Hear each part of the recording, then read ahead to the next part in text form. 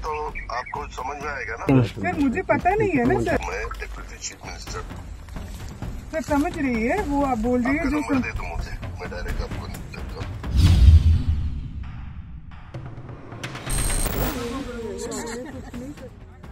ही घटना पाहिली तर लक्षात येतं आपल्याकडे गावागावात पण कायद्याचं नाही तर फायद्याचं राज्य आहे आणि कुठल्याही अधिकाऱ्यापेक्षा पक्षाचा कार्यकर्ता कसा मोठा झालाय। या फोनवर बोलणाऱ्या आहेत IPS अधिकारी अंजली कृष्णा आणि समोर फोनवर बोलत आहेत राज्याचे उपमुख्यमंत्री अजित पवार। तर प्रकरण नीट समजून घ्या म्हणजे लक्षात येईल जिथं तुमच्या आमच्या कामासाठी साधा तुमच्याच भागातला आमदार तुम्हाला भेटत नाही, अनेकांना मंत्रालयाचे खेटे मारावे लागतात, तिथं कुठल्या छोटी कारवाई थांबवण्यासाठीही राज्याचे उपमुख्यमंत्री थेट फोनवर IPS अधिकाऱ्याला झापतात। इतना आपको डेयरिंग हुआ है क्या? सर मेरे को कार्रवाई जो किया है मुझे कैसे पता है सर?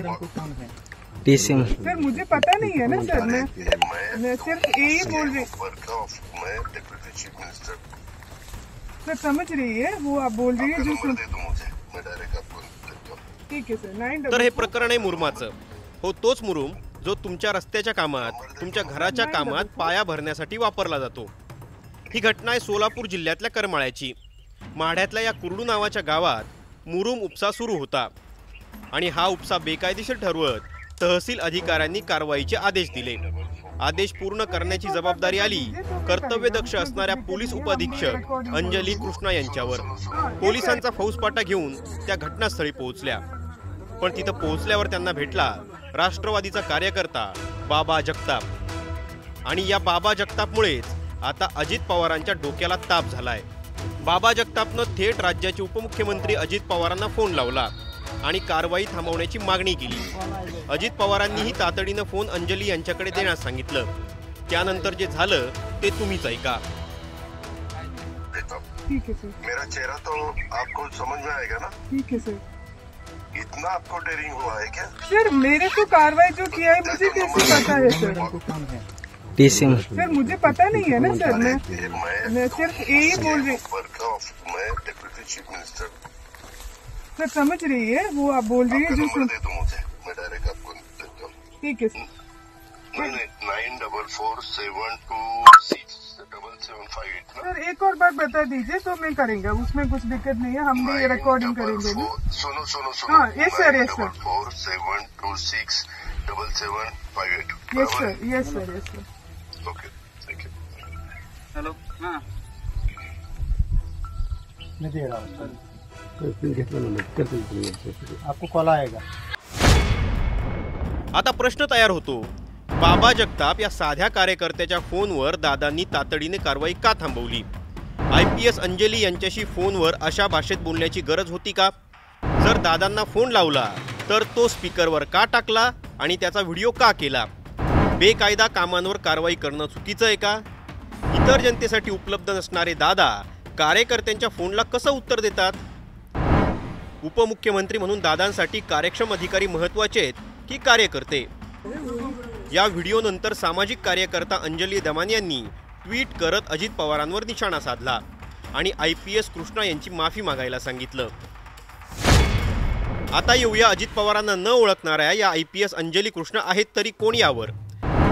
अंजली कृष्णा खूप साध्या कुटुंबातून येतात। त्यांचं पूर्ण नाव अंजली कृष्णा VS असं आहे। त्या UPSC 2023 बॅचच्या अधिकारी आहेत। त्यांचा जन्म केरळच्या तिरुवनंतपुरममध्ये झाला आहे। अंजली यांचे वडील बिजू हे कपड्याचे छोटे व्यापारी आहेत, तर अंजली यांची आई स्थानिक कोर्टात टायपिस्ट आहे। पूज्यपुराच्या सेंट मेरी सेंट्रल स्कूलमधून त्यांनी प्रारंभिक शिक्षण घेतलं। नंतर तिरुवनंतपुरमच्या NSS कॉलेज फॉर वुमनमधून कॉलेज पूर्ण केलं। त्यांनी आधी गणितात BSc ची डिग्री घेतली आणि त्यानंतर UPSC ची तयारी केली, ज्यात त्या देशातून 355 वेळा आल्या। या सगळ्या घटनेनंतर अजित पवारांनी अंजली यांना व्हिडिओ कॉल केला आणि तहसीलदारांनाही फोन करून ही कारवाई थांबवण्याचे आदेश दिले। हा सगळा प्रकार तब्बल 3 तास सुरू होता आणि एका साध्या मुरुमाच्या कारवाईसाठी थेट राज्याचे उपमुख्यमंत्री आपल्याच राज्याच्या एका कर्तव्यदक्ष पोलीस अधिकाऱ्याला झापत होते। कदाचित अजित पवारांची चूक नसेलही, कारवाई ही चुकीची असू शकते, पण अंजली यांच्याशी दादांनी बोलणं गरजेचं नव्हतं का?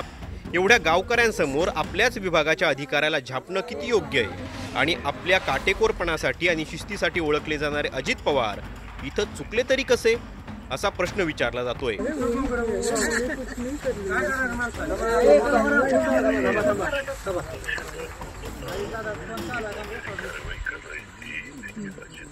तुम्हाला काय वाटतं, अजित पवारांनी जे केलं ते योग्य होतं की थोडा संयम बाळगणं गरजेचं होतं? आणि IPS अधिकारी अंजली कृष्णा यांच्याबद्दल तुम्हाला काय वाटतं हे आम्हाला तुमच्या गावाच्या नावासह कमेंट बॉक्समध्ये नक्की कळवा.